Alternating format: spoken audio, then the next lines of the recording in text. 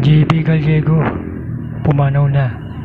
Nasawi ang dating Gilas Youth standout at NCAA champion na si John Vincent o JB Gallego matapos masangkot sa isang aksidente sa northbound lane ng North Luzon Expressway o NLEX sa may Kawayan nitong Sabado, Hulyo 18. Siya ay 28 taong gulang lamang.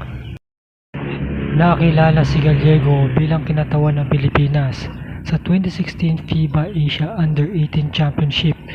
Naglaro rin siya para sa National University sa UAAP bago lumipat sa San Beda University, kung saan naging bahagi siya ng kupunang nagkampiyon sa NCAA Season 99 noong 2023. Noong 2024, naglaro siya para sa Bicol sa MPBL.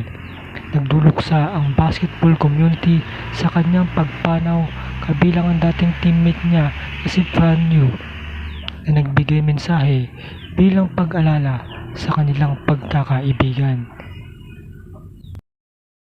So ganito lamang talaga ang buhay mga kapatid. Hindi natin alam kung kailan tayo mawawala sa mundo. At kung meron man kayong pupuntahan, lagi kayong magdadasal at unahin nyo si Lord sa lahat ng bagay, no?